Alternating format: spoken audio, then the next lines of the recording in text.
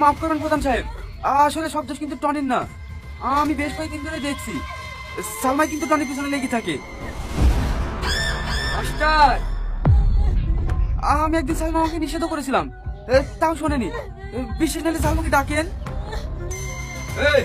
তাকে সালমাকে ডেকে যায়। ও যদি সত্যি সত্যি ভিখারি বাচ্চাকে ভালোবাসি থাকে তাহলে দুজনকে নদীতে ভাসি দেবো। ঠিক আছে দাদা। তোর কি দরকার ছিল এইভাবে ভালো ছেলেটাকে ফাঁসে নিয়ে?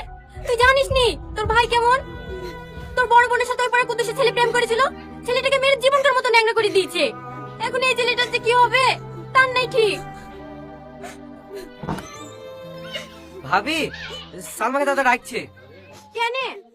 মাস্টার বলছে সালমাই নাকি ছেলেটার পেছন পেছন ঘুরতো। শোন সালমা, দাদা কিন্তু বিশাল রেগে আছে। ও মরছে মরু, তুই জানে দাদার সামনে কিছু স্বীকার করিস নি। সব দোষটা ছেলেটার দিবি, নাহলে কিন্তু তোর কপালে বিশাল কষ্ট আছে। ঠিক আছে তুই যা, আমি সালমাকে বুঝিয়ে যাচ্ছি। ঠিক আছে ভাবি, একটু তাড়াতাড়ি নিয়ে আসো।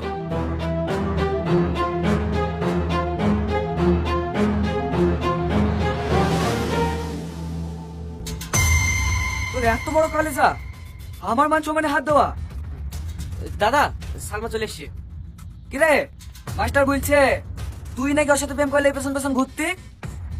না না ভাই, ওই ভিখারি বাচ্চার সাথে আমি কেন প্রেম করতে যাব?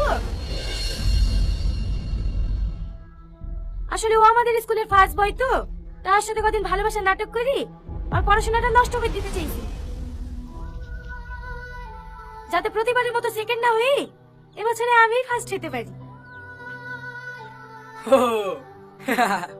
এতে আমার নাটক করে কি দরকার ছিল? আমাকে বললে পারতে, তুই মাকে ডাকি গ্রাম ছাড়া করে দিত। এই, কাল সকাল হওয়ার আগে তো ছেলে গেলে এই গ্রাম শেষ হয়ে যাবি।